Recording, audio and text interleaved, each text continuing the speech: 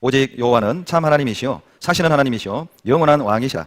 그 진노하심에 땅이 진동하며 그 분노하심을 열방이 능히 당치 못하느니라. 너희는 이같이 그들에게 이르기를 천지를 짓지 아니한 신들은 땅 위에서 이 하늘 아래서 망하리라 하라. 예레미야서는 선지자 예레미야가 바벨론의 남유다가 멸망하기 직전 남유다 사람들의 타락을 경고하고 하나님의 심판을 눈물로 경고했던 예언서입니다. 예레미야는 방금 읽은 본문에 하나님을 참 하나님이다 이렇게 소개하고 있어요. 왜 하나님을 참 하나님이라고 소개하는 걸까? 이유는 그 당시 가짜가 너무 많았던 것이죠. 이스라엘 백성들이 멸망한 많은 원인 중 하나가 무엇이냐면 바로 우상 숭배였어요. 그 우상들은 다 가짜 하나님, 가짜 신이었던 것이죠. 그 이스라엘 백성들이 가짜 신 우상 숭배에 빠져 있었기 때문에 예레미야는 여호와 하나님을 참 하나님 이렇게 소개하고 있습니다. 우리 세상에도 진짜와 가짜가 참 많이 섞여 있죠. 의류, 가방, 신발, 전자기기 여러 분야에 가짜와 진짜가 섞여 있습니다. 참 요즘은 가짜도 정교하게 만들어서 진짜인지 가짜인지 일반 사람은 구분하기가 어려울 지경이죠. 제가 아는 어떤 분은 간만에 남편에게 비싼 명품 가방을, 백을 선물 받았답니다. 근데 이게 너무 고가여가지고 이걸 들고 교회를 올 수가 없는 거예요. 형제자매들을 보실 때도 또 죄송하고 이게 너무 비싼 백인데 혹이라도 흠이 날까봐 아껴 쓰려고 진짜는 장롱 속에 넣어놓고 똑같이 생긴 일명 짝퉁을 사서 그걸 들고 다니는 거예요. 참 사람 심리 묘하죠. 이게 서민의 마음입니다. 그런데 더 슬픈 이야기는 어느 날 이 명품 가방이 땅에 툭 떨어지면서 가짜와 섞여버린 겁니다. 밤새 뭐가 진짜인지 확인하다가 확인 못하고 두 개 다 못 쓰고 가방 다 장롱에 넣어놨답니다. 슬픈 얘기죠. 가짜에게 속지 않는 방법은 간단합니다. 진짜를 제대로 알고 있으면 진짜와 다른 게 가짜잖아요. 예를 들면 이겁니다. 자, 이게 짝퉁이에요. 일명 짝퉁입니다. 퓨마를 아는 사람은 파마, 짝퉁이죠? 퓨마가 파마에 있습니다. 진짜를 알면 이건 짝퉁이라는 걸 금방 알아요. 그러나 원품을 모르는 사람은 원래 파마라는 제품이 있는 줄 알겠죠? 패밀리마트가 아닙니다. 자세히 보세요. 파더마트예요. 이거 속임수죠. 롯데리아가 아닙니다. 자세히 보시죠. 롯디리아죠. 제가 부산 집회를 갔다가 재밌는 상호를 발견했어요. 제가 대충 볼 때는 노아의 방주인 줄 알았거든요. 자세히 봤더니 상호가 노아의 방수예요. 방수회사입니다. 정말 방수회사 이름으로는 제격인 것 같아요. 노아의 방수. 여러분 대충 보면 가짜가 진짜 같다니까요. 모르고 보면 가짜가 진짜 같다니까요. 가짜에게 속기에 딱 좋은 겁니다. 이 당시 이스라엘 백성들이 바로 가짜에 속아서 하나님을 등지고 떠났던 것이죠. 그래서 예레미야 선지자는 하나님이 참 하나님이다 이렇게 소개하는데 왜 하나님이 참 하나님이며 여호와 하나님 이외의 모든 것은 왜 가짜인지를 두 가지 이유를 들어서 말하고 있어요. 참 하나님인지 아닌지 진짜인지 가짜인지를 구분하는 아주 간단한 두 가지 기준. 첫 번째가 바로 예레미야 10장 10절이죠. 오직 여호와는 참 하나님이시다. 왜 하나님이 참 하나님이죠? 사시는 하나님이거든요. 하나님은 살아계신 하나님입니다. 영원전부터 지금까지 살아계시고 영원한 하나님이시죠. 그 당시 이스라엘 백성들이 빠졌던 우상들은 나무를 조각하고 돌을 조각하고 만든 우상들이었습니다. 그 우상들은 입이 있지만은 말하지 못하고 귀가 있지만 듣지 못하고 발이 있지만 움직이지 못하는 그런 죽은 신이었죠. 그러나 하나님은 말씀을 주시고 우리의 기도를 들어주시며 지금도 우리 인간 세상 가운데 개입하시고 역사를 다스리고 주관하시는 하나님이라는 것이죠. 무슨 뜻이죠? 신을 믿으려면 살아있는 신을 믿으라는 거예요. 신을 믿으려면 참신을 믿으라는 말입니다. 또 하나, 왜 하나님이 참 하나님이십니까? 두 번째 이유가 11절에 나오죠. 너희는 이같이 그들에게 이르기를 천지를 짓지 아니한 신들은 땅 위에서 이 하늘 아래서 망하리라 하라. 진짜 신인지 가짜 신인지를 구분하는 두 번째 기준입니다. 여러분 신을 믿으려면 창조주를 믿어야 합니다. 그냥 이 세상에 내 마음에 맞는 듣기 좋은 얘기를 해주는 그런 신 말고 내 마음을 위로해주는 그런 신 말고 죄송합니다만 사기꾼도 내 마음을 잘 헤아려주고 사기꾼도 내 마음을 위로하고 내 편이 되어서 나를 북돋아주고 슬픈 내 마음을 위로해주는 사기꾼도 하는 말이죠. 신을 믿으려면 하나님을 믿으려면 창조주 하나님 참 하나님을 믿어야 한다는 거예요. 바다를 믿을 게 아니라 바다를 만든 신을 믿으라는 거죠. 산을 믿을 게 아니라 산을 만든 분을 믿으라는 겁니다. 나무와 돌에 기도할 게 아니라 그 나무와 돌을 만드신 분을 섬기라는 거예요. 제가 동해에서 목회를 할 때 70 후반의 할머니를 상담하는데 이 할머니가 글을 몰라요. 70평생을 삼척을 벗어난 예가 없는 분입니다. 그런데 이분이 성경을 같이 쭉 공부하면서 창조주 하나님을 알게 된 거예요. 그래서 그분이 저에게 했던 아주 재밌는 표현이 있습니다. 목사님, 내가 이제까지 창조주 하나님을 모르고 이제까지 대빵신 하나님을 모르고 핫바리신 믿었다고. 확실히 어른들 표현이 참 감이 확 오죠. 여러분 핫바리신 믿어야 돼요? 대빵신 믿어야 돼요? 그 대빵신을 성경적 표현으로 창조주란 뜻이에요. 창조주를 믿어야 합니다. 이 세상에 수억 가지의 신이 있습니다. 인도에만 이렇게 이상의 신이 있다고 하고 일본에도 800만 가지 이상의 신이 있다고 하죠. 저마다 다 좋은 얘기는 합니다. 저마다 다 기도를 하면 복을 준다고들 주장을 합니다. 그러나 해와 달과 별과 우주와 생명과 인간을 창조하신 분은 오직 하나님뿐이에요.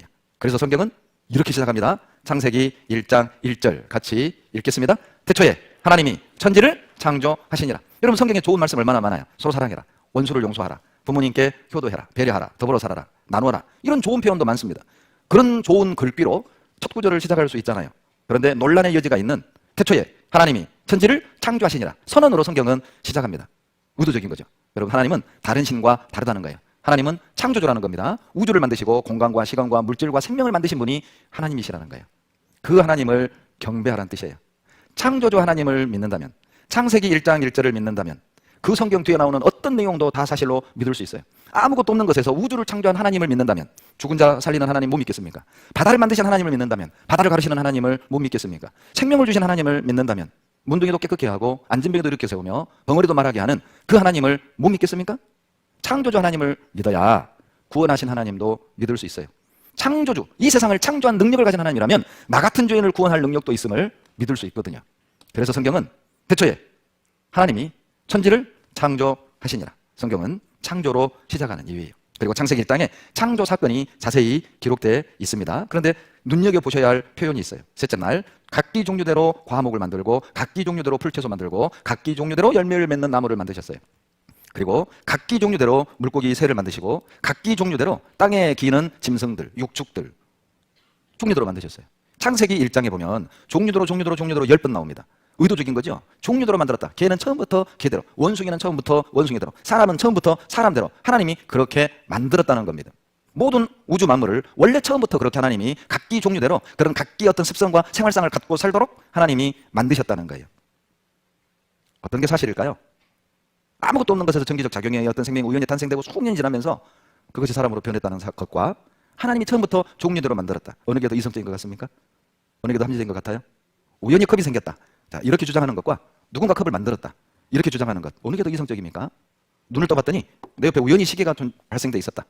누군가가 시계를 만들었다. 어느 것이 더 합리적인 추론이며 사고입니까? 하나님은 말씀하십니다. 각기 종류대로 만들었다는 거예요. 하나님 만드신 만물을 보면 핑계치 못한다고 그랬죠. 여러분 그 영하 40도 50도로 내려가는 북극에 생명이 살 수 있을까? 놀랍게도 엄청나게 많은 생명체가 존재합니다. 심지어는 개구리도 거기에 살고 있다는 걸 알고 계셔요? 북극에 개구리가 사는데 원래 추운 데 사는 북극에 사는 동물들은 겨울이 다가오면 따뜻한 곳으로 이동을 합니다. 그리고 이제 따뜻한 봄이 됐을 때 북극으로 돌아옵니다. 이동을 하죠? 아니면 이동하기 어려운 동물들은 동면을 합니다. 그런데 개구리는 동면하는 동물도 아니고 이동할 수 있는 신체 구조를 갖고 있지도 않아요. 그러면 어떻게 이 북극 숲 개구리가 영하 40도 50도에서 생존할까? 이 과학자들의 연구 대상이 된 거예요. 직접 들어보시죠. 어떻게 그 개구리가 생존하는가? 종류대로 만들었어요. 라나 실마티카, 숲개구리. 북극권 북부에 자생하는 유일한 양손입니다. 대다수 동물한테 심장 정지는 죽음입니다. 하지만 숲개구리는 아니죠. 녀석들은 심박동 없이 몇 달을 버틸 수 있습니다. 슈퍼개구리죠. 심장도 멈추고 뇌도 멈추는데 수개월 뒤 다시 심근세포가 전기가 작동이 되고 그게 제세동기처럼 심장 제세동기처럼 다시 심장을 충격을 주기 시작하는 거예요. 깨어나는 겁니다. 혹시 살림하시는 분들 중 대답해 보세요. 몇 달 전 추석 때 냉동실에 넣어놓은 명태 꺼내서 녹였는데 팔딱팔딱 살아나더라. 경험 있으신 분? 없습니다. 이걸 어떻게 진화로 설명할까요? 숲개구리는 북극에서 생존하기 위해 진화되기 전 얼어 죽습니다. 처음부터 이런 메커니즘을 가지고 북극에서 생존해 왔던 거예요. 이걸 진화로 어떻게 설명할까요? 진화되기 전에 얼어 죽죠. 아버지 얼어 죽는 거 보고 둘째 개구리가 그렇게 그런 기능을 만들어냈다는 걸 믿습니까? 처음부터 종류대로 그렇게 하나님이 만드신 거예요. 생물을 다 만드시고 제일 마지막에 사람을 만드셨어요. 여러분, 왜 하나님이 인간을 첫 번째로 만들지 않고 모든 생명을 다 창조한 후에 마지막에 만드신 걸까? 이유는 인간이 이 우주의 주인공이기 때문에 그래요. 예를 하나 들어보죠. 여러분 어항 청소하고 이제 어항을 채우는 순서가 뭐예요? 제일 먼저 어항에 뭐부터 넣어요? 물고기부터 넣어요? 만약 물고기부터 넣으면 그건 어항이 아니라 무덤이죠. 물고기 넣고 자갈 깔고 돌 덮고 무덤이잖아요. 수초 심고 완전한 무덤이죠. 순서가 중요합니다. 먼저 모래 깔고 자갈 깔고 수초 심고 물 채우고 제일 마지막에 뭘 넣어요? 물고기를 넣습니다. 이유가 뭡니까? 어항은 물고기를 위해 존재하거든요. 그러니까 어항 안에 물고기가 살 수 있는 모든 조건을 구비하고 마지막 어항을 넣는 거예요. 우주는 인간을 위해 존재합니다. 인간에게 필요한 모든 걸 다 만드신 후 그리고 마지막에 주인공인 인간을 만드셨어요. 그리고 인간에게 복을 주시기 원하셨던 거예요.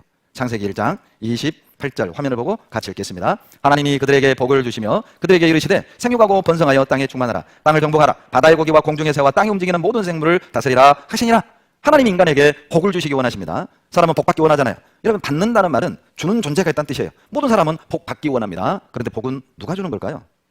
누가 주시는 복이기에 인간은 그렇게 받기를 원하는 걸까? 복은 하나님이 주셔요. 그런데 하나님은 달라고 무조건 주는 게 아니라 복 받을 일을 하셔야 됩니다. 복받을 일을 하고 복받을 자세가 돼 있는 사람에게만 복을 주셔요. 그런데 하나님이 우리에게 주시려는 이 복이 무엇이죠? 행복으로 이해하셔도 좋습니다. 하나님은 우리에게 행복을 주시기 원하셔요. 신명기 10장 13절 다 같이 읽겠습니다. 내가 오늘날 내 행복을 위하여 내게 명하는 여호와의 명령과 규례를 지킬 것이 아니냐? 하나님은 우리 행복을 위해 말씀을 주신 겁니다. 그래서 이 말씀을 행복 내비게이션이라고 말할 수 있어요. 이번 한 주간 성경 강연의 주제를 표현하라 행복 찾기입니다. 끝까지 말씀을 듣고 참는 마음으로 들으면 여러분 행복해질 거예요. 근데 많은 사람들이 행복을 오해하는 겁니다. 돈이 많으면 행복할 것처럼, 건강을 회복하면 행복할 것처럼, 좋은 대학에 가면 행복할 것처럼, 좋은 배우자를 만나면 행복할 것처럼, 이 땅의 어떤 환경과 여건, 내가 원하는 그런 것들이 조성이 될 때 행복이라고 생각하는 경향이 참 많죠. 그런데 주님이 주시기 원하는 행복은 그런 행복이 아닙니다. 죄송하지만 팔다리가 잘려나가도 행복할 수 있는 그런 거, 돈이 없는데도 행복할 수 있는 그런 거, 얼굴이 흉측하게 변했는데도 행복할 수 있는 그런 것, 감사할 수 있는 그런 것, 그게 가능할까요? 미모를 잃어버리고 흉측한 얼굴로 변했는데 행복할 수 있을까요? 사고로 팔다리를 잃었는데 행복할 수 있을까요? 사업이 실패하고 하루아침에 가난하게 됐는데 행복할 수 있을까요? 사례를 보죠. 참 예쁘게 생긴 아가씨죠. 그런데 불의의 사고로 얼굴이 이렇게 됐어요. 오빠 차를 타고 집을 가던 중에 음주운전자가 들이받아 전신에 화상을 입었습니다. 수십 번의 수술을 통해 그나마 손가락을 다 갈라냈어요. 딱 붙어버린 손가락. 불행해 보이십니까? 이렇게 아름다웠던 학생이 한순간의 사고로 이렇게 변했습니다. 우울해 보이십니까? 그리고 그 학생이 한 말입니다. 눈에 보이는 만큼 불행하지 않아요. 불행하지 않다는 겁니다. 이 사람은 태어날 때부터 팔다리가 없이 태어났어요. 닉 부이치치라는 사람이죠. 행복은 밖에서 찾는 게 아닙니다. 행복은 1등 한다고 오는 게 아닙니다. 저는 팔다리가 없어도 행복을 느낄 수 있습니다. 여기 보시면 인생의 소중한 것들은 절대 돈을 주고 살 수 없습니다. 하나님의 영광과 사랑에 대한 나의 이야기를 통해 사람들의 마음이 변하는 모습을 보는 것은 정말 아름다운 일이에요. 팔다리가 없지만 예수 그리스도를 통해 행복이 무엇인지를 깨달은 거예요. 미모를 잃었지만 나는 비로소 예수님을 만났습니다. 여러분도 그런 고백을 할 수 있어요. 내가 많은 것을 잃었지만 이번 한 주간 그로 말미암아 영원한 생명을 얻고 나의 삶의 주인 되신 예수 그리스도를 얻게 되는 그런 간증을 할 수 있습니다. 하나님이 주시려는 행복은 그런 행복이에요. 자, 어떤 행복일까요? 신명기 33장 29절 같이 읽겠습니다. 이스라엘이여 너는 행복자로다. 여호와의 구원을 너같이 얻은 백성이 누구뇨? 누가 행복한 사람이죠? 자, 집 한 채 샀는데 집값이 2배로 오른 사람이 행복한 사람입니까? 아닙니다. 암이 고쳐진 사람이 행복한 사람입니까? 물론 그것도 참 다행이긴 하죠. 그러나 주님이 주시기 원하는 행복은 그런 행복이 아니에요. 죄송하지만 암 나아도 언젠간 죽지 않습니까? 죽는 건 매한가지입니다. 돈이 많아도 죽잖아요. 집값을 튀어도 언젠간 죽고 그것을 다 놓고 가야 돼요. 하나님을 만나야 되죠. 주님이 주시기 원하는 행복은 그런 행복이 아니에요. 죄를 사함받고 구원 얻고 하나님의 자녀가 되는 그런 복. 이스라엘이여 너는 행복자로다. 여호와의 구원을 너같이 얻은 백성이 누구뇨? 여러분 구원받을 때 행복해져요. 저도 어렸을 적 시골에서 태어나 아주 가난하게 살았습니다. 꿈이 부자 되는 거였죠. 가난을 내 자식들에겐 물려주지 않겠다. 아주 단순한 삶의 목표를 갖고 살았어요. 그리고 가난에서 벗어나기 위해 열심히 공부했죠. 그러다가 여러분처럼 이 강연회를 참석하게 됐어요. 그리고 창조자 하나님을 알게 됐고 창조자 하나님이 나를 죽기까지 사랑했다는 사실을 깨달았을 때 놀랍죠? 기적이 일어났습니다. 어떤 기적이 일어났냐면 늘 불행하다고 생각했던 환경이 감사하게 됐어요. 나는 불행하다고 생각했지만 내가 창조자 하나님의 은혜와 사랑을 깨달은 그 순간 내가 가장 행복한 사람이 됐습니다. 돈 없는 건 그대로인 거. 집안이 어려운 건 그대로였습니다. 제가 구원을 받았다고 해서 갑자기 돈이 생겼고 집안이 갑자기 변화됐고 그런 것도 아닙니다. 어렵고 힘든 건 그대로였어요. 내 주변의 환경은 그대로였는데 놀랍게도 하나님이 나를 바꿔놨어요. 그분의 구원이, 그분의 십자가가, 그분의 보혈이, 그분의 은혜와 사랑이 나를 바꿔놨어요. 여러분, 암이 고쳐지는 것이 기적이 아니라 암은 그대로인데 감사할 수 있는 것, 그게 기적이 아닐까요? 안진뱅이가 일어서는 게 기적이 아니라 안진뱅이로 살면서 감사하는 것, 그게 기적 아닐까요? 하나님은 그런 기적, 그런 행복, 그런 구원, 그런 은혜를 우리에게 주시기 원하는 거예요. 사람은 사랑받을 때, 주님의 은혜와 사랑을 받을 때 행복해집니다. 제가 좋아하는 찬송 하나 들려드릴게요. 당신은 사랑받기 위해 태어난 사람, 당신의 삶 속에서 그 사랑받고 있지요. 당신은 사랑받기 위해 태어난 사람, 당신의 삶 속에서 그 사랑받고 있지요. 태초부터 시작된 하나님의 사랑은 우리의 만남을 통해 열매를 맺고 당신이 이 세상에 존재함으로 인해 우리에겐 얼마나 큰 기쁨이 되는지. 당신은 사랑받기 위해 태어난 사람, 지금도 그 사랑 받고 있지요.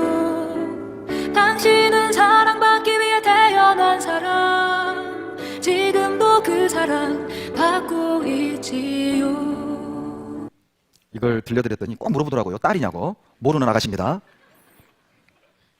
여러분은 왜 태어났죠? 당신은 왜 태어난 사람? 일하기 위해 태어난 사람? 즐기기 위해 태어난 사람? 술 마시기 위해 태어난 사람? 사랑받기 위해 태어났어요. 그걸 모르니까 우리 삶을 보세요. 마치 일을 위해 태어난 것처럼 일에 묻혀 살잖아요. 즐기기 위해 사는 것처럼, 돈 벌기 위해 사는 것처럼 정말 돈을 쫓아 사는 우리 모습을 보십시오. 우리는 사랑받기 위해 태어났어요. 주님의 그 사랑을 받을 때 비로소 행복해집니다. 주님의 사랑이 내 마음에 채워지면 비로소 만족하게 되는 거예요. 그런데 인간이 불순종하고 범죄함으로 말미암아 하나님의 사랑을 잃어버린 겁니다. 행복을 잃어버린 겁니다. 불행의 시작이죠. 불순종, 범죄, 하나님의 말씀을 듣지 않는 것. 인간의 최초의 범죄는 살인이 아닙니다. 간음이 아니에요. 인간 역사 속의 최초의 범죄는 하나님의 말씀을 불신했어요. 하나님의 말씀에 불순종했습니다. 온 인류가 불행해질 정도로 그 죄는 아주 큰 죄였던 것이죠. 그리고 인간은 수고와 슬픔 속에 살다가 늙어 병들어 죽어가는 운명이 된 거예요. 창세기 2장을 찾겠습니다. 창세기 2장 7절. 창세기 2장 7절입니다. 같이 읽겠습니다. 여호와 하나님이 흙으로 사람을 지으시고 생기를 그 코에 불어넣으시니 사람이 생명이 된지라. 잘 보시죠. 사람은 우연히 재수 없이 태어난 게 아니라는 거죠. 저절로 태어난 게 아닙니다. 잘 보세요. 하나님이 지으셨어요. 저도 한때 철이 없을 땐 왜 태어났나, 그런 어리석은 원망과 불평을 한 적이 있었어요. 우리는 재수 없이 태어난 사람 하나도 없습니다. 실수로 태어난 사람 더더욱 없습니다. 여러분 5손가락 이야기하세요? 엄지손가락이 자랑하더래요. 야, 난 지문 있어. 검지가 자랑하더래요. 야, 물건 가리킬 때 이렇게 가리키지, 이렇게 가리키는 거 봤냐? 중지가 입을 열었습니다. 욕 아닙니다. 내가 제일 커? 약지가 입을 열었대요. 야, 반지 여기다 끼우지, 여기다 끼우는 거 봤냐? 듣고 있던 새끼손가락이 할 말이 없는 거예요. 고민고민하다 입을 열었대요. 야, 너희들 나 없으면 병신이야. 쓸모없어 보여도 있어야 정상이잖아요. 우리가 우리 자신을 보면 참 쓸모없어 보이지 않습니까? 가진 것 없죠, 배운 것 없죠, 잘난 것 없죠, 내세울 것 없죠. 늙고 병들고. 나 같은 사람 어디 쓰려고? 아니요. 이유 없이 실수로 이 땅에 태어난 사람 아무도 없어요. 분명한 목적을 갖고 하나님이 우리를 이 땅에 보내셨고 창조하셨어요. 창세기 2장 7절에 하나님이 나를 지으신 겁니다. 이유가 있기 때문에 하나님이 창조하신 거예요. 그걸 몰라서 불행해진 거죠. 그런데 사람을 무엇으로 만들었습니까? 흙으로 창조하셨어요. 제가 몇 년 전에 어떤 지역에 집회를 하는데 연세대에서 컴퓨터 공학을 전공하신 70대 중반의 어르신을 상담을 했습니다. 상담을 하는데 제가 질문을 받고 상당히 처음에 아주 당황했어요. 그런 질문 처음 받았거든요. 어떤 질문이었냐면, 목사님, 제가 이번 집회를 듣고 나서야 성경이 사실이고 하나님 계신 게 분명해졌습니다. 그런데 한 가지가 이해가 안 됩니다. 어르신, 뭔데요? 하나님이 사람을 흙으로 만들었다는 게 난 도대체 이해가 안 된다고. 어떻게 흙으로 사람을 만드냐고. 제가 89년에 구원받고 그런 질문을 처음 받았거든요. 저도 당황했습니다. 그런데 하나님이 지혜를 주셨어요. 제가 반문을 했어요. 예, 어르신, 흙으로 만드시는 게 이해가 안 되는 거군요. 그러면 뭘로 만들면 믿으실라요? 어른이 당황한 거예요. 또 이런 질문한 목사도 당신이 또 처음이었대. 제가 물었습니다. 돌로 만들면 믿으실라요? 쇠로 만들면 믿을라요? 나무로 만들면 믿을라요? 플라스틱으로 만들면 믿을라요? 유리로 만들면 믿을라요? 그랬더니 어르신이 가만히 듣더니 흙이 제일 낫네요. 흙은 살아있죠. 흙은 숨도 쉽니다. 흙은 생명이 있다니까요. 놀랍지 않습니까? 그래서 사람이 죽으면 흙으로 돌아가는 거예요. 보시죠. 흙의 티끌로 사람 창조. 원소로 증명 가능합니다. 무슨 뜻이죠? 여기 보시면 흙을 이루는 원소는 86종입니다. 사람의 몸을 이루는 원소는 47종인데 이 47종이 다 흙 안에 포함되어 있다는 겁니다. 흙은 전체 집합이라면 사람의 원소는 부분 집합이에요. 그 안에 다 들어있는 거예요. 얼마나 과학적입니까? 허무맹랑한 소설 같은 이야기가 아니라니까요. 흙의 성분과 인체를 이루는 성분이 흙을 이루는 성분 안에 들어있어요. 여러분, 힌트부리가 뭐예요? 몸과 흙이 둘이 아니라는 거죠. 나눌 수 없다는 겁니다. 하나라는 거죠. 그래서 흙이 몸에 딱 맞아요. 저 어렸을 때 시골에선 놀다가 상처나면 약품이 어디 있어요. 흙 한 줌 집어서 털면 피가 멈췄어요. 지금은 그렇게 하면 안 됩니다. 그 당시에만 해도 흙은 오염되지 않았기 때문에 몸에다 탁 털면 피가 멈췄다니까요. 그리고 여러분, 흙집이 좋다는 건 알고 계시죠? 요즘 아파트 흙벽을 바르는 게 유행입니다. 온몸 쑤실 땐 황토 속에서 뒹굴어라. 그러면 류마티스까지 고칠 수 있다는 거예요. 여러분, 지장수라고 아세요? 흙을 항아리에다가 담아서 물을 채워요. 그 물을 3일 동안 딱 정지해 놓습니다. 그리고 위에 있는 물만 떠먹으면 속병이 고쳐진다는 거예요. 그런 민간요법도 있습니다. 아무 흙은 안 됩니다. 깨끗한 생명 있는 흙이야만 해요. 몸과 흙이 맞다는 것이죠. 남자는 흙으로 만들었고 여자는 창세기 2장 22절에 여호와 하나님이 아담에게 취하신 그 갈빗대로 여자를 만드시고 그를 아담에게로 이끌어 오셨어요. 남자는 흙으로 만들고 여자는 갈비로 만들었다는 것이죠. 이런 얘기하면 참 우습다, 믿기 어렵다, 이렇게 반응하는 분도 계셔요. 그러나 여러분, 잘 생각해 보세요. 인간의 현대 과학으로도 신체 일부를 떼어서 생명을 복제하는 수준에 이르렀습니다. 우리나라가 그 기술이 최고죠. 이거 한번 보실래요? 97년에 복제양 돌리가 탄생된 이후 24년이 흘렀습니다. 더 많은 성공이 있었죠. 개의 체세포를 복제해가지고 스너피가 탄생한 겁니다. 인간의 기술로도 신체의 일부를 떼내서 장기도 만들어낼 수 있고요. 생명까지 만들어낼 수 있다니까요. 도덕적인 문제 때문에 법으로 합법화하지 않았을 뿐 기술은 가능합니다. 인간의 능력으로도 인간 생명을 복제하는데 하나님이 못하시겠어요? 인류조상은 유전적으로도 하나입니다. 유전학적으로도 한 남자 한 여자가 맞다는 거예요. 왜냐하면 Y염색체 퍼뜨린 아담이 존재했다는 거죠. 성염색체, 남자의 성염색체가 XY잖아요. 그 Y염색체를 조사해보면 한 조상에서 다 퍼져나왔다는 거예요. 그리고 미토콘드리아 이부, 아담도 실제로 있었고요. 인류는 한 여자로부터 왔다는 거죠. 근거가 있습니다. 과학자들이 그냥 억지 부리는 게 아니라 미토콘드리아 내에 유전인자가 있다는 거죠. 예를 들면 이겁니다. 여러분, 세포 안에 유전인자가 있고요. 또 세포 안에 미토콘드리아가 있고 미토콘드리아 안에도 유전인자가 있어요. 그런데 세포 안에 있는 이 유전인자는 아빠, 엄마 것을 동시에 물려받아요. 그런데 미토콘드리아 안에 있는 이 유전인자는 놀랍게도 모녀 간에만 유전됩니다. 엄마에게서 딸에게만 유전되는 거예요. 이것을 착안해서 삼색인종, 오대양 육도지에 흩어져 있는 여성들의 미토콘드리아 내의 유전인자를 조사한 결과 놀랍죠? 일치한 거예요. 뭘 증거하는 겁니까? 한 여자로부터 온 세상 여자들이 다 퍼져나갔다. 과학적이지 않습니까? 설명 충분히 가능하지 않습니까? 그래서 한 여자로부터 나왔다는 거예요. 근데 인정을 꺼리는 거죠. 종교적 편견 때문에. 현 인류가 7세대라고 한다면 거슬러 가면 2명이라니까요. 두 사람이 있어야 번식했을 거 아니에요. 후손을 퍼뜨렸을 거 아니에요. 생각해 보세요. 진화가 되려면 동시에 남자 여자가 똑같은 속도로 진화가 돼야 해요. 남자만 진화되고 여자만 진화돼도 안 돼요. 종이 퍼뜨리지 않으니까. 곰곰이 생각해 보라고. 모든 종이 다 끝없이 동시에 다 진화가 돼야 후손이 계속 번식되지 않았겠어요? 그걸 믿으십니까? 보시죠. 여러분, 모든 정황들이 두 명의 조상을 증거하고 있어요. 예를 들면요, 모든 피부색도 두 사람에 의해 다 만들어질 수 있습니다. 우리 조상 두 사람이 이런 유전인자를 가지고 있다면 이 두 사람이 결혼을 하게 되면 보세요. 모든 피부색이 다 만들어진다는 겁니다. 놀랍게도 이렇게 백인 아빠, 흑인 엄마 사이에서 태어난 아이가 백인으로 태어났고요. 엄마는 흑인인데 딸은 백인입니다. 쌍둥이 태어났는데 흑백이 나온 겁니다. 그리고 동생도 쌍둥이 흑백, 언니도 쌍둥이 흑백. 쌍둥이인데 흑백. 한 집안에 백인 아이, 흑인 아이가 태어났어요. 뭘 의미합니까? 피부색은 유전자가 결정하지 않는다는 것이죠. 그래서 황인종, 백인종, 흑인종은 한 조상, 한 형제라는 거예요. 그러니 두 조상에 의해 모든 피부색이 만들어질 수 있다니까요. 그러니까 두 명의 조상은 지금 모든 시대의 정황들을 설명 가능합니다. 심지어는 두 사람에 의해 모든 혈액형이 나올 수 있습니다. 우리 조상의 혈액형이 이거였다면 이런 상황에서 결혼하게 되면 모든 피부 혈액형이 다 나올 수 있는 거예요. 모든 게 설명 가능하죠. 더 놀라운 건 그 아담과 하와가 살았던 동네 이름도 성경에 나와요.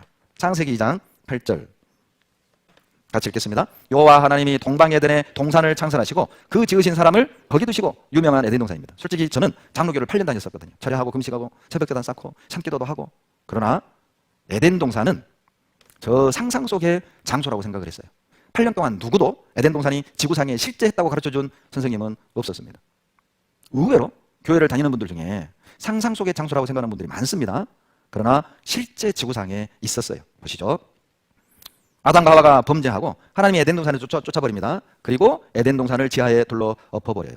에스겔 31장 18절에 에덴 나무와 함께 지하에 내려갔다고 되어 있거든요. 엎어버린 겁니다. 그 위치를 알 수 있도록 창세기 2장 10절에 힌트를 주셨어요. 강이 에덴에서 흘렀거든요. 4개나 흘렀습니다. 여러분, 에덴 동산이라고 하니까 우리 동네 뒷동산 정도로 생각하면 안 돼요. 저는 뒷동산으로 생각했거든요. 동산. 그러잖아요. 그런데 강 4개가 흘렀어요.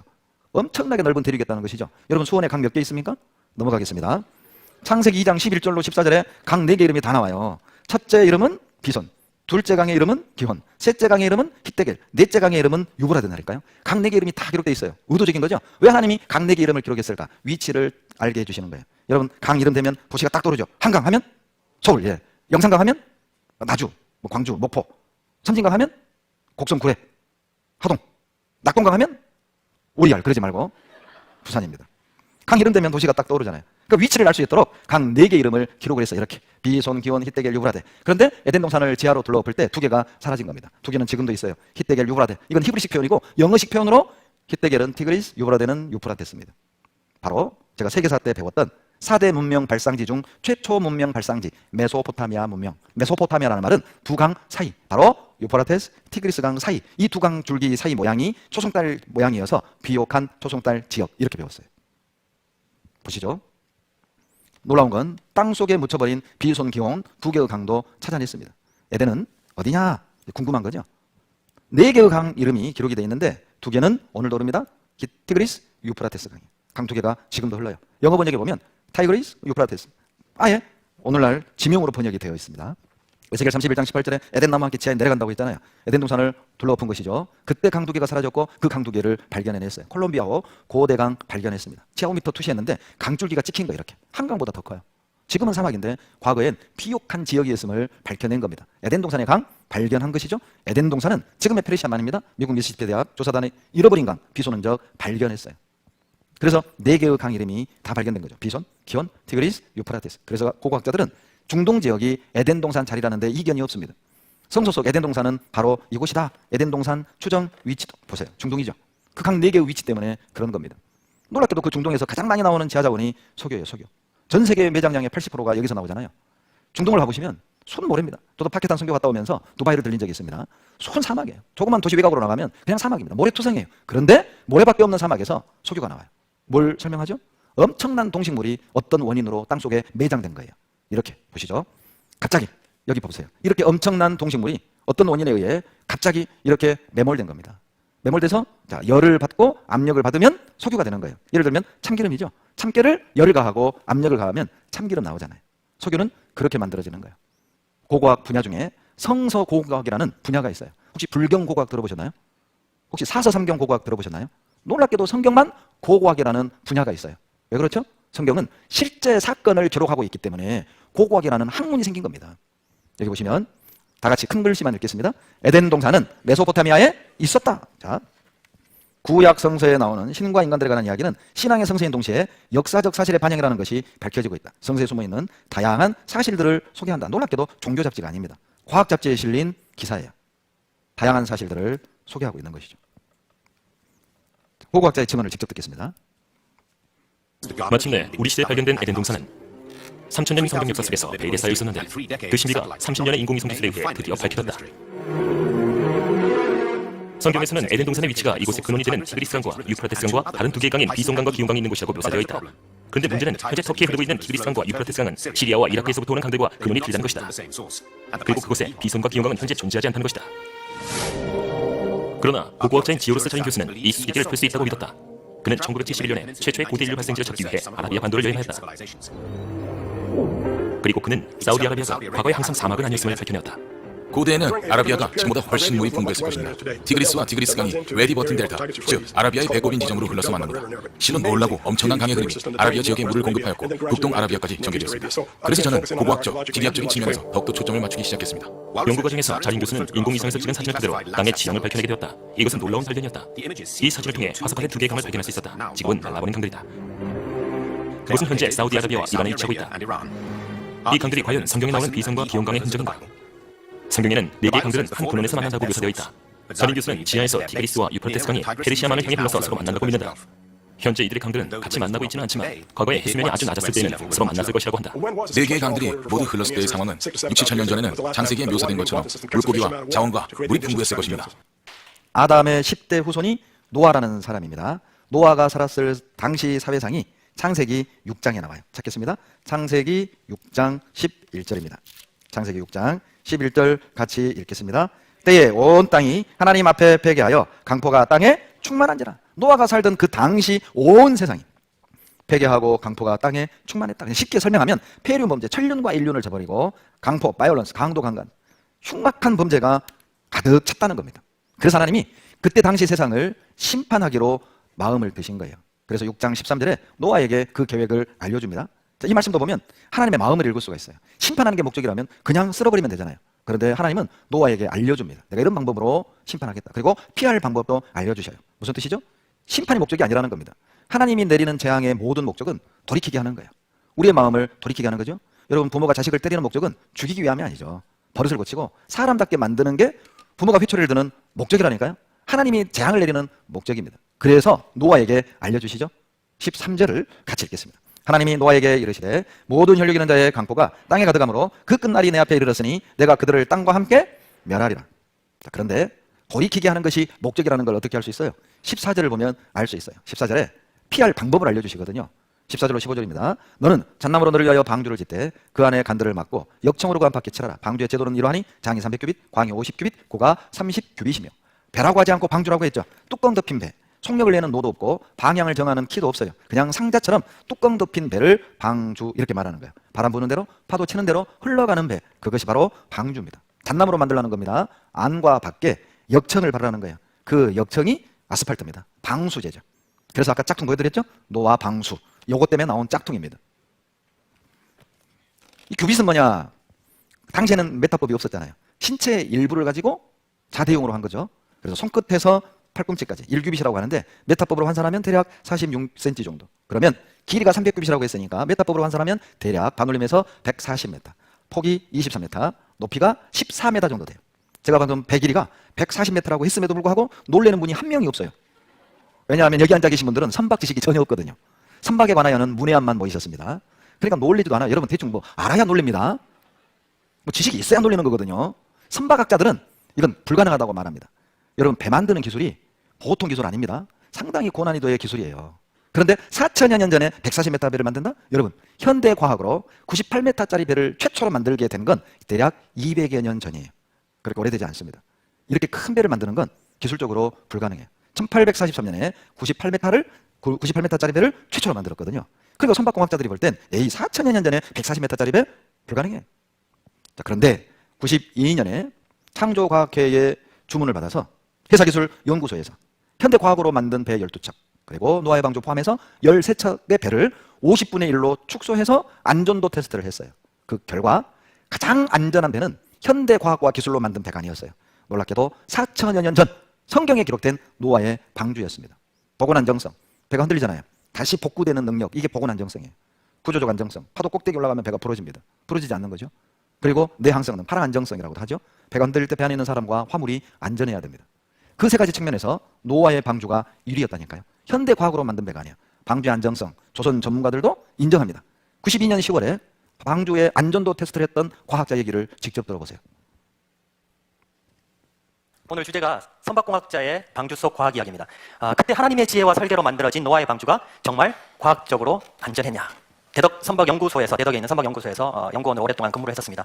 그때 한국창조과학회에서 노아 방주를 직접 만들어서 테스트를 하고 실험을 했으면 좋겠다는 프로젝트 의뢰를 받았습니다. 그래서 저희가 그 프로젝트를 수행을 하고 정말 하나님의 지혜와 설계로 만들어진 노아의 방주가 얼마나 과학적으로 안전한지 그런 연구들을 직접 모델을 만들고 테스트를 하고 실험을 했습니다. 저 연구소에 이런 실험시설을 가지고 있다고 말씀드렸습니다. 길이가 200m, 폭이 16m, 깊이가 7m. 여기 파도를 일으키는 장치가 있고요. 여기 센서들을 다 모델에 붙여가지고 하면 컴퓨터실에서 다 모델의 움직임에 대해서 다 파악이 됩니다. 자, 그래서 이게 저희 실험시설이고요. 저희 실험하는 장면들도 있습니다. 여기 보시면 실험하는 장면이고 여기 오른쪽에 있는 게 저희가 실제로 모델 실험을 한 50분의 1 스케일로 만들어진 노아의 방주의 모델입니다. 자, 그래서 실제로 기상 관측사상 가장 높은 파도가 32m라고 합니다. 그런데 저희가 실험을 해보니까 43m까지도 방주가 안전합니다. 한 가지만 더 말씀드릴까요? 자, 배가 파도가 치지 않습니까? 그러면 전복될 가능성이 가장 많은 것은 파도가 옆에서 맞을 때일까요? 정면에서 맞을 때일까요? 예, 측면에서 올 때가 가장 위험합니다. 자, 그런데 방주는 파도가 치지 않습니까? 그러면 방향을 파도가 오는 방향으로 틀려는 성향을 가지고 있습니다. 하나님의 지혜와 설계로 만들어진 노아의 방주가 정말 스스로 안전해지려고 하는 능력들을 가지고 있다는 겁니다. 놀랍죠? 방주는 한 가지 특성이 있는데 파도가 치는 방향으로 방향을 트는 습성이 있다는 거예요. 창세기 7장 11절로 12절에 홍수가 쏟아지는 장면이 나옵니다. 노아 600세 되던 해 2월 곧 그달 17일이라 그날에 큰 기쁨의 샘들이 터지며 하늘의 창들이 열려 40주야를 비가 땅에 쏟아졌더라. 제가 수년 전에 친구를 전도하는데 이 친구가 이 말씀을 듣다가 제 옆구리를 쿡쿡 찌르는 거예요. 형기야, 왜? 너 이거 믿냐? 믿어. 뭐? 600세 믿어?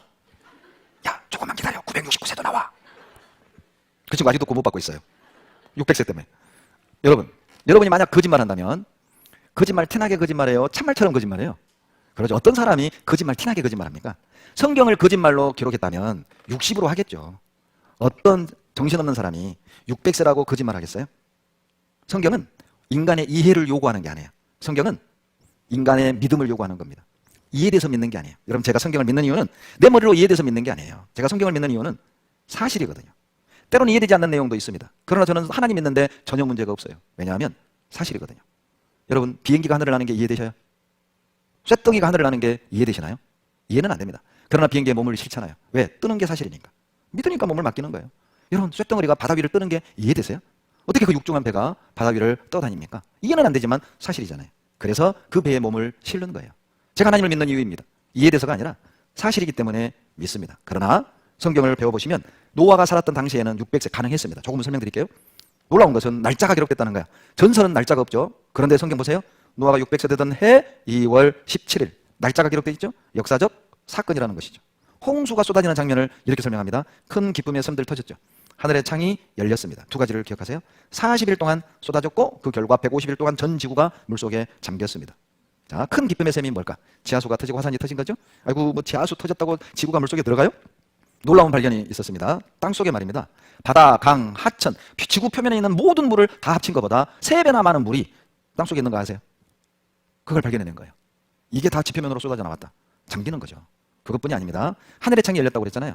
창세기 1장 7절의 표현을 기억하셔야 됩니다. 하나님이 궁창을 만드사 궁창 아래의 물과 궁창 위의 물로 나뉘게 하심에 그대로 되니라. 궁창은 우리가 아는 이 하늘입니다. 이 하늘 위의 물층과 아래의 물로 나눴다는 거죠. 궁창 아래의 물은 바닷물이고요. 궁창 위의 물이 바로 이 물층을 말하는 겁니다. 홍수 전에는 이 물층이 존재했기 때문에 북극도 따뜻, 남극도 따뜻, 적도도 사람이 살 만한 온난한 기후였어요. 제가 서울중앙교회에 있을 때 청년 형제 하나가 남극 세종기지연구소에서 6개월 복무하고 왔습니다. 그리고 저에게 해준 얘기입니다. 남극에 가면 땅 파면 화석 나오는데 대부분 화석이 다 온화한, 온난한, 따뜻한 지역에 사는 동물, 식물이라는 거예요. 그래서 과학자들은 인정합니다. 남극이 과거에 따뜻한 곳이었다. 그때가 언제냐? 성경에만 기록이 있습니다. 홍수 전입니다. 성경에만 그 기록이 있고 설명 가능한 사건이 나와요. 성경에만. 홍수 때 쏟아진 거죠. 마치 비닐하우스 안에서는 겨울에도 수박, 딸기 나오는 것처럼 사실 자체를 살기 좋았어요. 근데 비닐하우스 비닐이 찢어지면 바람 불죠. 태풍 불기 시작한 거예요. 그래서 물을 북극과 남극으로 불어갖고 얼음이 얼고 그리고 물이 쌓이면서 물의 양이 줄어들고 산이 물 밖으로 나오게 된 것이고 둥둥 떠다니던 방주가 어떤 산에 탁 걸렸고 물은 오늘날 경계로 쭉 빠져나간 겁니다. 모든 게 설명 가능합니다. 이게 홍수 전 물층입니다. 태양에서 오는 해로운 광선을 차단했어요. 그래서 900살 가능했던 겁니다. 그리고 홍수 때 쏟아져 버린 거예요. 그래서 수명이 단축된 것이죠. 대기권 위 투명 수막으로 지구 보호했습니다. 이용상 명지대 교수가 한 말입니다. 적도 극지방 모두 온화한 기후였어요. 홍수 때 파괴된 겁니다. 호주에 66세 트럭 기사의 얼굴이 오른쪽은 보세요. 이렇게 오른쪽과 왼쪽이 현저하게 차이를 보이고 있죠. 28년을 운전했거든요. 이 왼쪽 얼굴만 햇빛을 받은 겁니다. 햇빛 받은 얼굴만 이렇게 늙어버린 거예요. 이 사람만 그럴까요? 수원 사람은 어떨까요? 실험을 했습니다. 들어보시죠.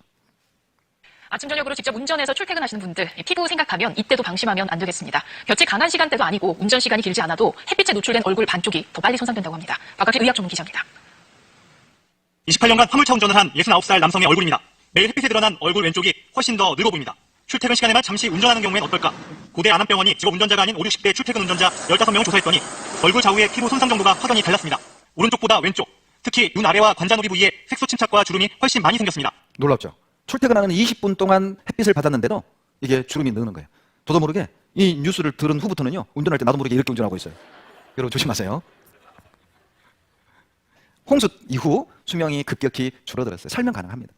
보시면 인간 수명 900살 가능했다. 이 목사가 말하면 비난받을 텐데 과학기술원 노희천 교수가 주장한 내용이에요. 근거가 있습니다. 홍수 전 하늘엔 물층이 존재했고요. 햇빛 속 생물해로운 고주파 방사선 차단해가지고 900살 가능했다는 거죠. 그럼 물층이 있다는 건 뭘 근거로 주장하는 거냐? 화석이 발견됐어요. 근데 이 화석들이요. 오늘날 환경에서는 존재할 수 없는 화석들입니다.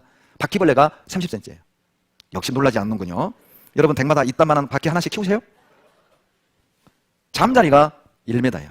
말이 1m지 날개 쫙 펴면 저만하다고 보시면 돼요. 여러분 저만한 잠자리가 날아다니면 어떨까요? 절대 조용필 씨가 고추 잠자리 노래 안 불러요. 엄마하고 도망가죠. 그러니까 오늘날 환경에서는 생존 불가능하다. 잠자리만 큰 게 아닙니다. 새우가 2m예요. 이거 어떻게 구워 먹어요? 2m. 나보다 더 큰 걸. 소는 9m죠. 잠자리 1m짜리입니다. 화석입니다. 이렇게 발견됐습니다. 바퀴벌레 45cm짜리입니다. 굴이에요. 굴. 전라도에서는 석화라고 하잖아요. 굴 하나가 보세요. 3m짜리 구리. 거북이 화석이 발견되는데 4m 87cm입니다. 거북이 등뼈가 화석이 발견되는데 이 고고학자보다 더 커요. 등뼈가. 그러니까 오늘날 환경에서는 불가능해요. 쥐 화석이 발견됐는데 700kg 쥐예요. 쥐가 700kg이라면 티코만 하다는 뜻이에요. 여러분 쥐가 티코만 하면 고양이는요. 그러니까 오늘날 환경에서는 불가능한 거죠.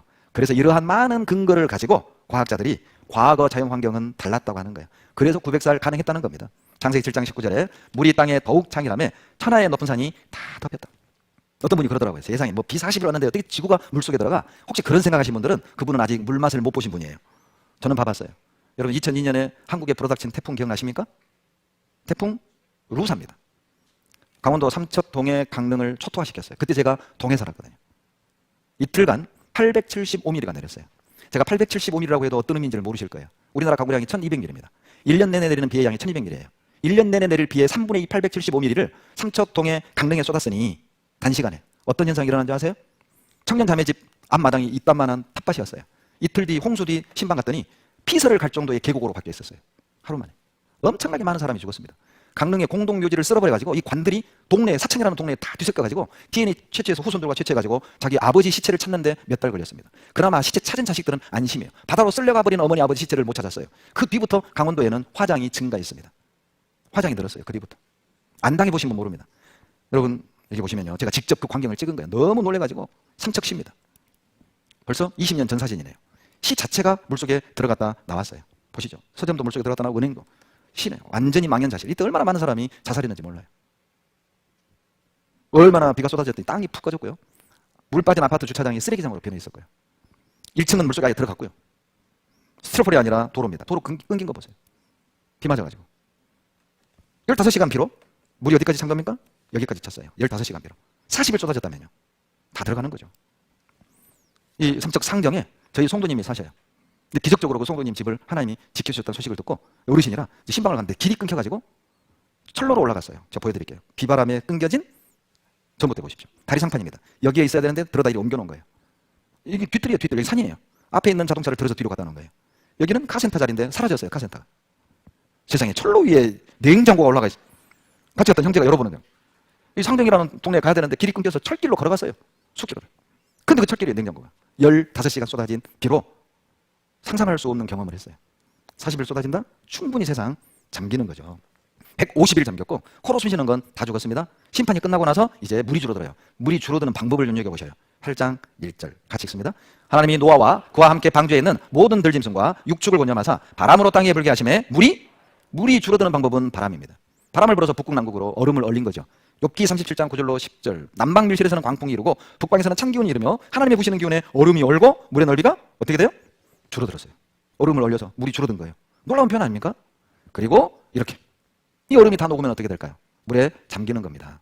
둥둥 떠다니던 방주가 물이 줄어드니까 산봉우리가 나왔고 어떤 산에 그 방주가 탁 걸렸어요. 그 산 이름을 성경에 기록했습니다. 직접 찾겠습니다. 창세기 8장 4절입니다. 직접 찾아보시죠. 8장 4절 다 같이 읽겠습니다. 7월 곧 그달 14일에 방주가 아라랏산에 머물렀으며 놀랍게도 방주가 머문 산 이름이 기록되어 있습니다. 그 산이 보세요. 지금도 터키에 실제합니다. 터키 아라랏산 해발 5,465m입니다. 4,200m 지점에서 방주 화석이 발견된 거예요. 보실래요? 방주입니다. 노아의 방주를 발견했습니다. 70년 신문이죠. 74년 노아의 방주 아라랏산정 얼음 속에 있다니까요. 바로 이곳이죠. 터키 아라랏산입니다. 이곳입니다. 터키 아라랏산 노아의 방주 묻힌 곳 해발 5,165m입니다. 산 꼭대기에 큰 배의 화석이 발견된 겁니다. 터키 아라랏산에서 거대한 배의 화석이 발견됐는데 길이가 대략 140m라는 거죠. 15,000톤급 상승과 비교될 만큼 큰 배가 해발 4,200m 높은 곳에서 발견됐는데 미국의 탐험대가 발견한 것인데 분석했더니 노아의 배임에 틀림없다는 겁니다. 여러분 대답해 보실래요? 15,000톤짜리 배를 해발 4,200m 높은 산 꼭대기에 올려놓는 방법 설명해 주세요. 어떻게 15,000톤짜리 배를 4,200m 높은 산에다 갖다 놔요? 둥둥 떠다니다가 탁 걸리고 물 빠지는 것 말고는 설명 불가능합니다. 여러분 한라산이요 높은 것 같죠? 1950m밖에 안 돼요. 1950m 한라산 정상에 만약 15,000톤급 상선 배가 올라가 있다. 여러분 이건 놀라운 거예요? 그저 그런 사건이에요. 놀라운 거죠. 그런데 한라산보다 대략 3배나 높은 곳에서 배가 발견됐다니까요. 이 정도 내용이면 자다가도 눈을 뜨겠어요. 저 같으면. 얼마나 놀라워요. 도는 분이 있어서 하는 얘기는 아닙니다만 보세요. 놀라운 거잖아요. 인공위성과 성서의 신비 노아의 방주는 아라랏산정 얼음 속에 있다니까요. 홍수, 세계적인 홍수가 있었다는 가장 강력한 증거가 화석입니다. 여러분 동식물이 화석이 되려면 살아있을 때 묻혀야 돼. 이렇게 살아있을 때 급작스러운 대격변에 의해서 확 묻혀야 썩지 않고 확 돌이 되는 거예요. 그래서 이 화석에 의해서 당시 상황을 추론할 수 있어요. 놀랍게도 화석의 80%가 이런 어패류입니다. 왜 이런 어패류 화석이 많은 줄 아세요? 이동 속도가 느리잖아요. 그래서 어패류 화석이 많은 거예요. 근데 봐봐요. 꼬막, 조개 이런 어패류 화석을 보면 입을 다 다물고 있죠? 입을 다물고 있다는 건 뭘 증명하죠? 살아있을 때 덮친 거예요. 여러분 어패류는 죽으면 어떻게 해요? 입을 쫙 벌립니다. 모르시겠어요? 보여드릴게요. 보셔요. 오늘 저녁에 먹은 바지락국입니다. 오늘 저녁에 먹었어요. 다 먹고 나서 생각이 나서 얼른 사진 찍었어요. 이거 보여드리려고. 보세요. 어패류는 죽으면 입을 벌려요. 누가 그러더라고. 뜨거우니까 아 하고 입 벌린대요. 그런데 어패류 화석은 다 입을 다물고 있어요. 급작스럽게 덮쳤다는 증거죠. 자, 더 재밌는 화석입니다. 이런 화석이 뭘 증거하죠? 갑자기 파묻혔다는 거예요. 먹고 있는데 소화도 안 되는데 이런 화석들이 많아요. 대격변을 증거하는 거죠. 전 세계 홍수 흔적이 있습니다. 미국의 그랜드 캐년도 홍수 흔적입니다. 제가 2006년 10월에 라스베가스에서 전도인 수련회하고 남서쪽으로 한 5-6시간 가면 그랜드 캐니언이 나오거든요. 여기에 견학을 갔어요. 이 그랜드 캐니언이 얼마나 높냐? 2516m예요. 한라산보다 600m가 더 높아요. 그랜드 캐니언이 여기입니다. 자, 이분이 바로 접니다. 15년 전이에요. 그랜드 캐니언 정상을 보십시오. 이렇게 산 봉우리가 삐죽삐죽 솟아야 되잖아요. 그랜드 캐니언은 일자입니다. 어떻게 이런 지형이 만들어졌을까? 엄청난 물에 휩쓸렸다. 이건 인정합니다. 지적자들이 인정합니다. 같이 갔던 목사님 중에 한 분이 홍순적이라고 배우지 않았습니까? 찾아봅시다. 농담 삼한 말이에요. 그럽시다. 그 길가를 유심히 보는데 보시죠. 이런 화석이 한두 개가 아니에요. 제가 직접 찍은 겁니다. 그랜드 캐니언에서. 놀랍게도 화석이 널브러져 있어요. 바다속이었다는 거거든요. 이것이. 볼리비아도 바다속이었습니다. 잘 보시죠. 볼리비아는 바다가 없어요. 페루와 칠레에 막혀 있습니다. 내륙 나라입니다. 해발 3,000m 높은 고도의 나라잖아요. 그런데 3,400m 높은 곳에 사막이 있는데 우리는 사막하면 모래사막이죠? 아니요. 소금사막이에요. 얼마나 이 소금사막이 넓게 펼쳐져 있냐면 남북으로 5시간 차 타고 가야 됩니다. 여러분, 수원에서 북쪽으로 5시간 운전하고 가면 어디 나와요? 개선 넘어갑니다. 연길라 올라가도 몰라요? 그런데 그 지점이 다 소금이다. 상상해 가셔요? 이거 보시죠. 볼리비아 선교사님입니다. 몇 달 전에 평택 제교회를 다녀가셨어요. 직접 가서 찍은 사진을 보내준 거예요. 우연히 소금사막이고 그 소금사막 가운데 잉카 우아시 섬이 있어요. 선교사님이 직접 갔어요. 여기를 왜 갔느냐? 이 잉카 우아시 섬, 소금사막 한 복판에 있는 이 섬에 요거 보셔요. 뭐처럼 보이세요? 산호초입니다. 산호 화석이 있는 거예요. 해발 3,660m거든요. 우유니 소금사막은. 해발 3,660m 지점에 산호초 화석이 있다. 이것뿐이 아닙니다. 이거 보시면요. 여기가 볼리비아 코차밤바에 있는 토로토로 국립공원이에요. 세계적으로 유명한 관광지입니다. 왜 여기가 유명하냐면 그랜드 캐년 같은 협곡이 있을 뿐 아니라 보시죠. 거기에 가면 화석이 굴러다녀요. 오페르 화석이 굴러다녀요. 이게 다 화석입니다. 공룡 발자국 보시죠. 너무 선명하죠. 그래서 이 토로토로 국립공원이 유명한 거예요. 볼리비아에 있습니다. 바닷속이었다는 흔적들이죠. 중국에도 홍수 흔적이 있습니다. 제 사촌 형님이 제가 광주교에 있을 때 다녀가셨거든요. 헌책방을 가서 책을 한권 사오신 거예요. 형님 줘보세요. 제가 이 책을 딱 열어보고 깜짝 놀랐다니까요. 제가 98년에 서울중앙교회에서 훈련 받을 때 홍정혜 목사님께 배웠던 내용을 내 눈으로 직접 확인한 거예요. 여러분도 놀랄 준비하고 보세요. 열어드립니다. 백방비결전이라는 이 책의 용도는 점괘를 보는 거예요. 이게 바로 점괘입니다. 괴라고 하는 거예요. 이게. 이걸 가지고 남자 여자 궁합도 보는 거고요. 제가 보여드리고자 하는 건 이 위에 있는 내용이에요. 이 부분을 확대해 드릴게요. 여기 보시면 찬안 태고의 비유괴다. 태고 옛날에는 이런 괴가 없었다는 거죠. 홍수로 인하여 세상이 몰사할 때 나라는 사람이 방주를 만들어가지고 자기 일가 식구 8명이 살아남은 거예요. 8대 이르기까지 집단 생활을 했는데 전에 너르는 말에 의하면 나라는 사람이 혈기 있는 만물, 수컷 한 마리, 암컷 한 마리를 구원했다. 창세기 내용이잖아요. 제가 중국을 가서 이 자료를 보여주고 말씀 끝났는데 중국인이 저를 찾아왔어요. 저에게 했던 얘기입니다. 목사님, 우리 중국 전설에 의하면 이 책은 하늘이 인간에게 내려준 선물이라는 전설이 있고 우리 중국인의 조상이 누아입니다. 누아라는 조상이 홍수와 싸워 이겨서 우리 위대한 중국인이 탄생됐어요. 홍수소라는 전 민족에게 다 있습니다. 5대양 6대주에 다 있어요. 사실이었거든요. 이민일 보죠. 나방주, 화교, 유적, 수토, 유실, 노출, 원형. 노아의 방주 유적이 확실히 존재한다는 거죠. 비에 의해서 흙이 쉽게 내려 유실돼가지고 원형이 노출됐어요. 어디에 있는 거죠? 제 토익이 아라라산. 중국어 발음으로 터키 이 말입니다. 터키에 있는 아라라산에 방주가 발견됐다는 거죠. 청도를 봅니다. 나방주 확실 존재한다는 거죠. 몽골에도 홍수 흔적이 있습니다. 제가 2011년에 한몽 청년수련회를 다라한에서 했어요. 다라한. 몽골 수도가 울란바타르고 울란바타르에서 북으로 4시간 가면 제2의 도시 다라한이 나오고 그 다라한에서 북쪽으로 15분 정도 가면 오른쪽에 호수가 하나 나오는데 짠물 호수입니다. 그 호수 이름이 차강 노루예요. 차강, 기타, 노루 호수예요.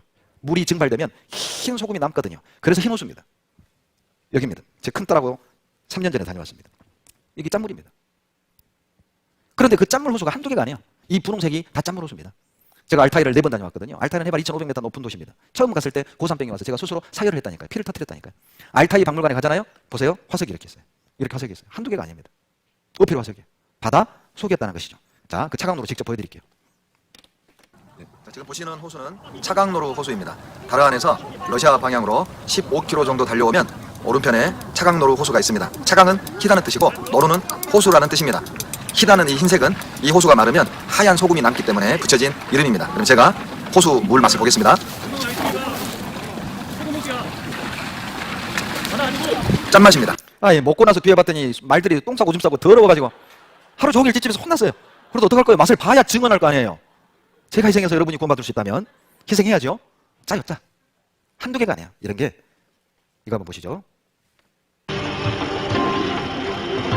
아라라. 구약 성경의 가장 유명한 섬 중에 하나다. 창세기에 의하면 노아의 방주가 멈춘 곳이 이 아라랏이다. 이곳의 사람들은 아직도 자신들의 조상이 노아라고 믿는다. Villages here, which is it we call it for the Noah's Ark? Is it maybe, for example, is it Noah's village site here? But is it the time of the old time ago, for many years ago, and they have for the like Noah's family site? 마을의 한 소년이 말을 끌고 아라랏으로 올라가고 있었다.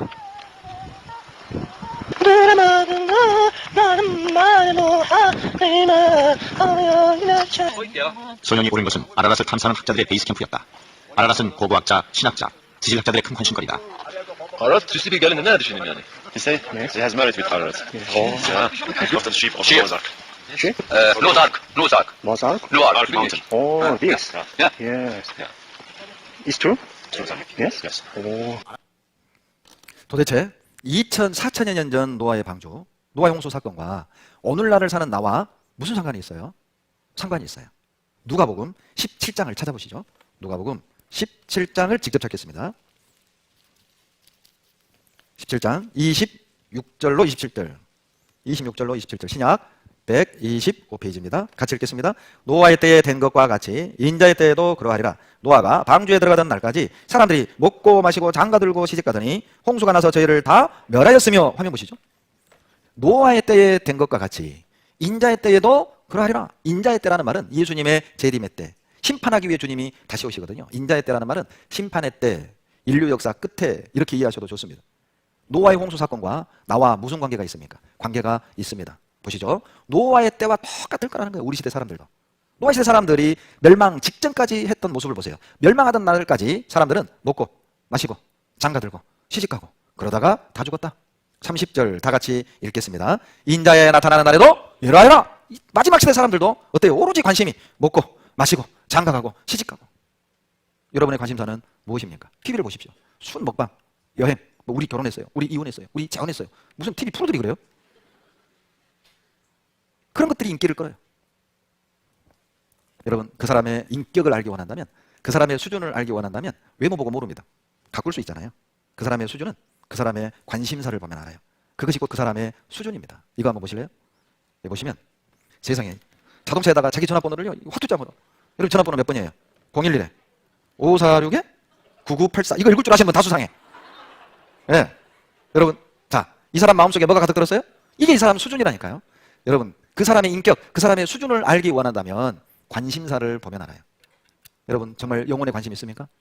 진리에 관심 있습니까? 인생의 참 목적에 대하여 관심 있으십니까? 유명한 작품 사진입니다. 무섭기도 하죠. 스마트폰에 영혼이 빨려 들어가는 현대인들의 모습이죠. 말씀 시간에도 스마트폰을 떼지 못해요.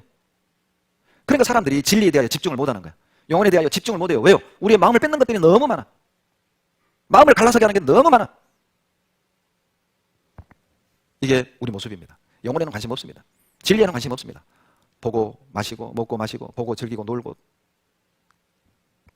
그래서 누가복음 13장 23절로 25절에 혹이 여짜오되 주여 구원을 얻는 자가 적으니까 저희에게 이르시되 좁은 문으로 들어가기를 힘쓰라. 내가 너희에게 이르노니 들어가기를 구해도 못하는 자가 많으리라. 집주인이 일어나 문을 한 번 닫으니 너희가 밖에 서서 문을 두드리며 주여 열어주소서 하면 저가 대답하여 가로되 나는 너희가 어디로 쏜 자인지 알지 못하노라.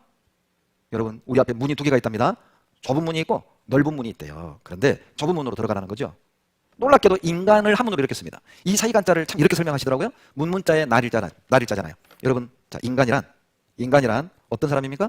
문으로 들어가는 날이 있어요. 그게 인간이에요. 그런데 이 문은 두 가지 문이라고 그랬죠? 넓은 문, 좁은 문. 넓은 문이 있고, 그런데 좁은 문이 있는 거예요. 우리는 두 문 중 하나의 문으로 향하고 있는 거예요.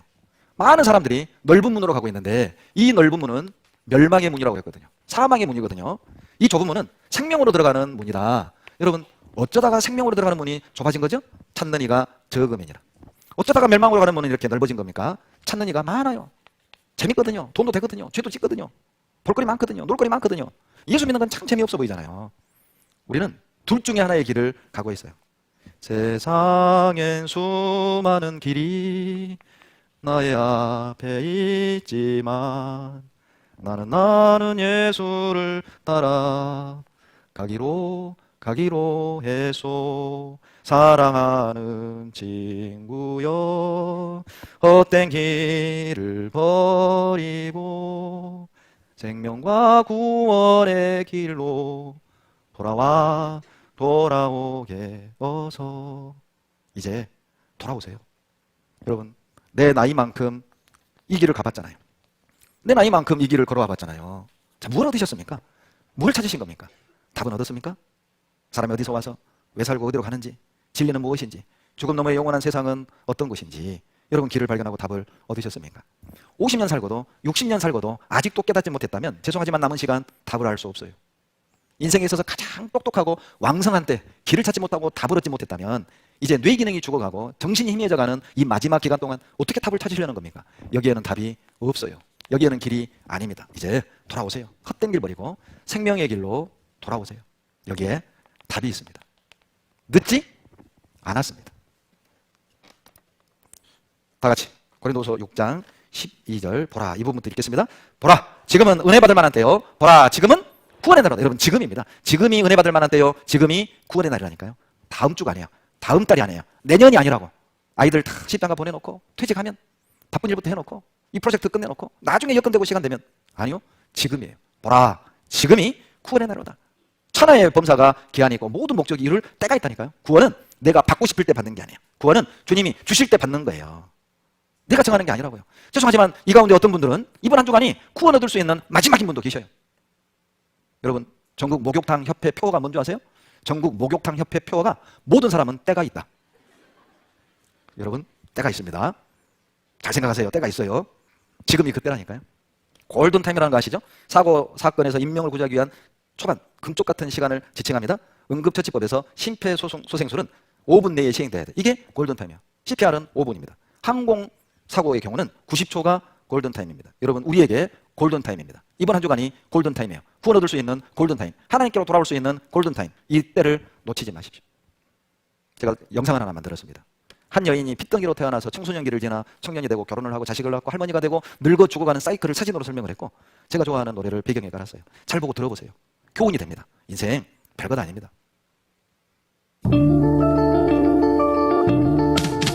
언젠간 가겠지 푸른 이 청춘, 지고 또 피는 꽃잎처럼. 달 밝은 밤이면 창가에 흐르는 내 젊은 영가가 붓을 퍼. 가고 있는 날들을 잡으려 빈손짓에 슬퍼지면 차리 보내야지, 돌아서야지, 그렇게 세월은 가는 거야. 가겠지 푸른 이 청춘, 지고 또 피는 꽃잎처럼. 달 밝은 밤이면 창가에 흐르는 내 젊은 영가가 붓을 퍼. 가고 있는 날들을 잡으려 빈손짓에 슬퍼지며 차리 보내야지, 돌아서야지, 그렇게 세월은 가는 거야. 날 두고 간 님은 용서하겠지만 날 버리고 가는 세월이야. 둥글 곳 없어라 허전한 마음은 정답던 옛 동상 찾는가. 언젠간 자, 우리도 인생이라는 배를 타고 세월의 강물을 흘러가고 있어요. 도대체 우리 인생의 종착지는 어디일까요? 이 청춘이 지나 장년을 지나 노년기를 지나 인생의 황혼을 넘어 우리는 어디로 향하고 있는 겁니까? 누가 우리에게 답을 줄 수 있을까요? 창조주입니다. 그래서 그분에게 돌아오라는 거예요. 노아의 시대에는 홍수로 심판했습니다. 그러나 우리 시대에는 불로 심판하셔요. 베드로서 3장 6절입니다. 2장 6절. 이로 말미암아 그때 세상은 물의 넘침으로 멸망하였으되 이제 하늘과 땅은 그 동일한 말씀으로 불사르기 위하여 간수하신 바 되어 경건치 아니한 사람들의 멸망과 심판의 날까지 보존하여 두신 것이니라. 그때 세상은, 노아의 시대 세상은 물의 넘침으로 멸망했죠. 이제 하늘과 땅은 불사르기 위해 간수하신 거야. 놀랍게도 이게 재앙제자입니다. 그때 세상은 물의 넘침으로 멸망하였으되 이제 하늘과 땅은 동일한 말씀으로 불사르기 위하여 간수하신 거라니까요. 왜 노아의 시대에는 물로 심판했고 왜 마지막 시대에는 불로 심판할까요? 여러분, 홍수에 빠진 건 다시 빨아 말려 쓸 수 있어요. 그러나 불 속에 드러나온 건 다시 쓸 수 없습니다. 왜 우리 시대는 불이죠? 노아의 시대보다 훨씬 더 타락한 시대거든요. 정말 요즘 뉴스를 들어보면 딸을 둘 가진 부모로서 걱정이 태산입니다. 참 무서워요. 데이트 폭력, 사랑하는 사람을 때려 죽이고 자기 자식을 친자식을 가방에 넣어서 죽이고 젓가락을 달고서 발바닥을 고문을 하고 부모가 말입니다. 개목줄을 걸어서 베란다에서 아이를 키우고 우리나라에서 있었던 사건을 말씀드리고 있습니다. 여러분, 우리가 사는 이 시대가 하나님이 필요 없을 만큼 거룩합니까? 우리가 사는 이 시대가 예수님이 필요 없을 정도로 우리가 그렇게 도덕적으로 선하단 말입니까? 아닙니다. 그래서 불로 심판하는 거예요. 그 샘플로 소돔 고모라성을 불로 멸망시켰어요. 소돔과 고모라성을 멸망하기로 정하여 제가 되게 하사 후세에 경건치 아니할 자들에게 본을 삼으셨으며. 여러분, 이 말씀은 베드로후서 3장 6절 7절이고요. 이 말씀은 베드로후서 2장 6절이에요. 소돔 고모라를 불로 멸망시켰거든요. 왜 제가 되게 했습니까? 뒤에 나오잖아요. 후세에 본을 삼은 거예요. 훗날 이렇게 불로 심판하겠다. 창세기 19장에 소돔 고모라가 유황불로 심판받습니다. 둘러퍼버립니다. 그런데 그 소돔 고모라 성을 찾은 거예요. 소돔 고모라 정말 있었다니까요. 로마 대학 발굴 토판 문서에서 확인했는데 구약의 창세기 도시 이름과 일치합니다. 소돔 고모라 사해 인근에 실제했습니다. 고모라 소돔 사해바다 남단이죠. 찾아낸 거예요. 사람들은 이 말씀을 듣고도 불순종했어요. 노아의 홍수 심판을 경험해놓고도 또 불순종합니다. 망각의 존재들이죠. 잊어버려요. 쉽게 잊어요.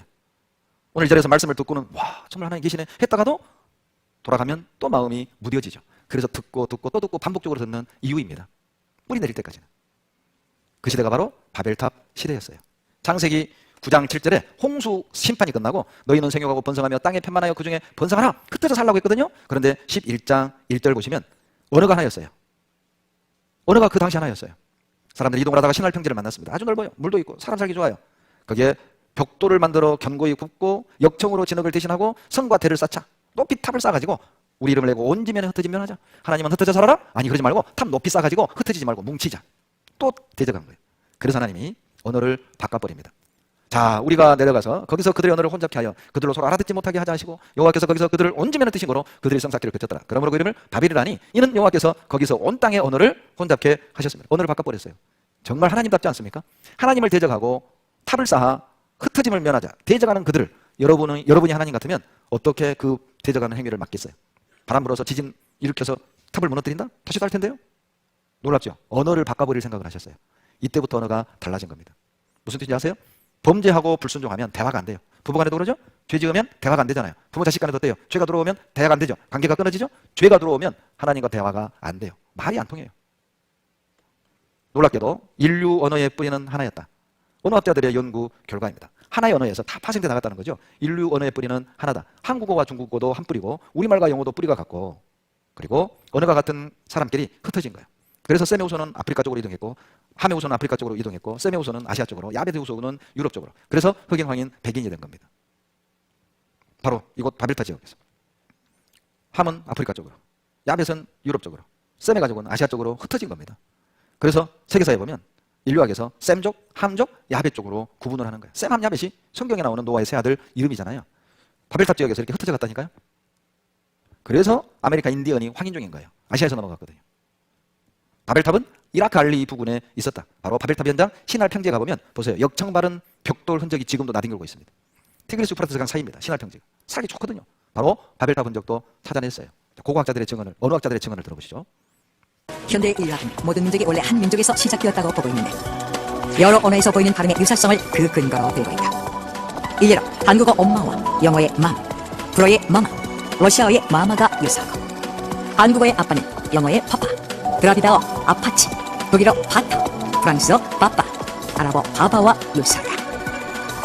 이런 식으로 세계 각국의 언어에서 발음이 유사한 예는 셀 수 없을 정도로 많이 발견되는데 이에 대해 인류학자 조지 스타이너는 이런 발음의 유사성은 원래 하나였던 언어가 혼란을 겪고 흩어져 여러 언어로 나뉘게 되었음을 의미한다고 주장한다. 이는 인류가 한 언어를 사용했다는 성경의 기록이 사실임을 방증한다고 밝혔다. 시편 14편을 찾겠습니다. 시편 14편 1절입니다. 시편 14편 1절 같이 읽겠습니다. 어리석은 자는 그 마음에 이르기를 하나님이 없다 하도다. 자, 화면 보시죠. 만약에 하나님이 없다고 한다면 그 사람은 어리석은 사람이래요. 자, 이유를 설명드릴게요. 둘 중에 하나겠죠. 하나님이 있다, 없다, 둘 중에 하나겠잖아요. 있다고 한다면 그 사람은 아주 지혜로운 거고 없다고 한다면 그 사람은 어리석은 거예요. 이유가 있습니다. 하나님이 계신 증거는 많거든요. 하나님이 없다는 증거는 없습니다. 증거도 없는데 없다고 우기니 어리석은 거죠. 그래서 성경에서 어리석다는 의미가 여러 가지가 있는데 잘 속는 자, 정직하지 못한 자, 중요한 것을 모르는 자, 자기도 모르는 것을 고집하는 자, 이런 의미가 있어요. 하나님이 없다고 한다면 자기도 모르는 걸 고집하는 거예요. 하나님이 없다고 한다면 중요한 걸 모르는 겁니다. 하나님이 없다고 한다면 그 사람은 속은 거예요. 하나님이 없다고 한다면 그 사람 정직하지 못한 거라니까요. 죽음 앞에서 보면 우리는 신을 만날 수밖에 없습니다. 사람들이 하는 실수 중에 가장 큰 실수가 무엇입니까? 죽음을 준비하지 않는다는 겁니다. 자동차 사고를 대비해서 자동차 보험도 들고, 암이 무서워서 암보험도 들고, 자동차 사고로 죽을 확률은 35%, 암으로 죽을 확률은 36%밖에 안 돼요.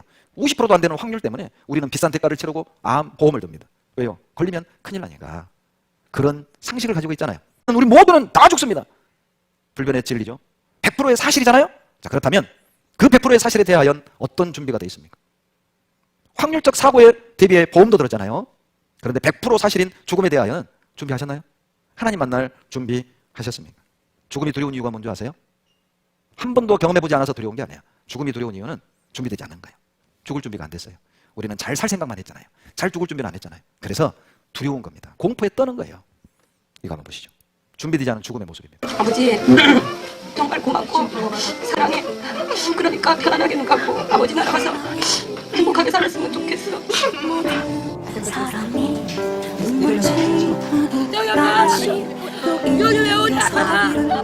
어렵게 찾아온 사람 놓지 않게 마음에 문 열게 하. 시원해. 오빠요. 느끼만